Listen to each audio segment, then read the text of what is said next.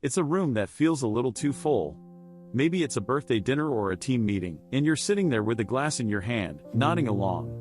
Someone laughs loudly across the table. Two people start talking at once. Your phone buzzes. Nothing bad is happening, but your shoulders tighten anyway. You start counting how many voices are overlapping, how close the chairs feel, how hard it is to find a quiet place for your eyes to land. And a small question shows up: why does this feel like too much? A lot of people notice this and quietly blame themselves. They think they're bad at groups, or awkward, or not a people person. But what's often happening has less to do with personality and more to do with how your attention gets pulled in too many directions at once. This feeling is sometimes called social overload. It's that sense of being flooded by sound, movement, and unspoken expectations, all at the same time. In this video, I want to slow it down and explain why being uncomfortable in groups can feel so intense, even when you care about the people around you. Social overload isn't dramatic. It doesn't always come with panic or obvious stress. It's quieter than that. It's when your mind keeps scanning the room while trying to listen. It's when your body stays slightly tense, even if you're smiling. It's when being on for too long starts to drain you in a way you can't fully explain. One common reason is that your attention naturally goes wide instead of narrow. Some people focus easily on one voice and tune out the rest. Others take in everything at once: side conversations, background music, small changes in tone. When you're wired this way, groups ask your brain to work harder. You're not only following what's being said, you're also tracking reactions, timing, and unspoken rules. Over time, that constant monitoring can feel heavy. So even a friendly gathering can leave you tired, like you've been holding too many tabs open at once. Sometimes, it comes from learning early on to be very aware of other people. Maybe you grew up in a space where moods shifted quickly, or where keeping the peace mattered. You got good at reading faces and adjusting yourself. That skill can be useful, but in a group, it means you're paying attention to everyone instead of just being there. Your mind stays alert, checking if you're talking too much, too little, or at the wrong time. By the end, you haven't done anything wrong, but you feel worn down anyway. There's also a quieter reason that doesn't get talked about much. Over time, another layer shows up when group settings start to feel like performance.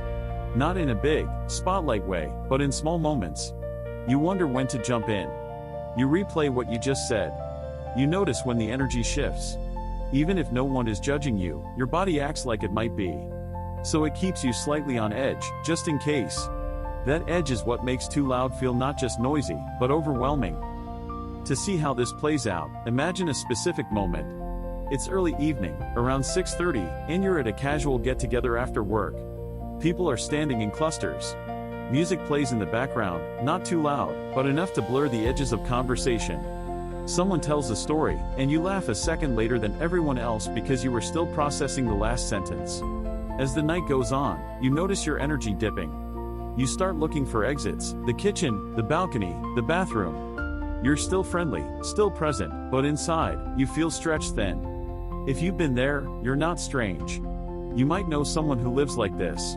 This is what social overload can look like when it's subtle. It's not about disliking people. It's about how much input your system is handling at once. When this happens, the discomfort often gets misread.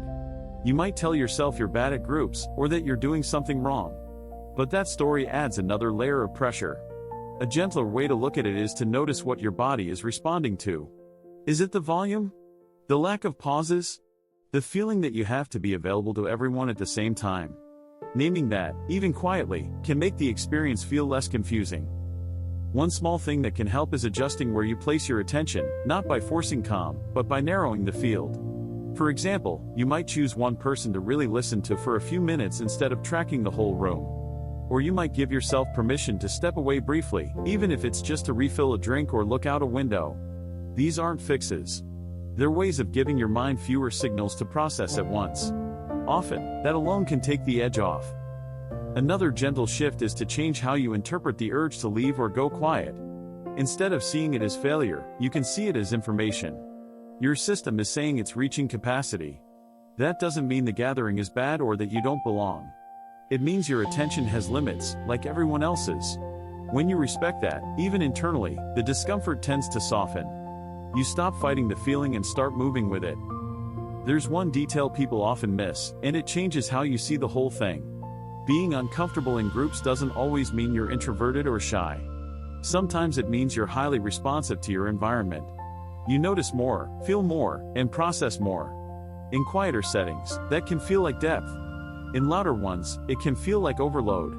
The setting changed, not your worth or ability. This is for people who look fine in groups but keep checking inside. The ones who smile, participate, and then feel oddly exhausted afterward. The ones who enjoy connection but need space to recover. If that sounds familiar, it doesn't mean you're broken. It means your system works in a particular way, and it's been doing its best to keep up. Sometimes, understanding that is enough to let your shoulders drop a little. And from there, you can choose what feels manageable, without turning it into a big story about who you are.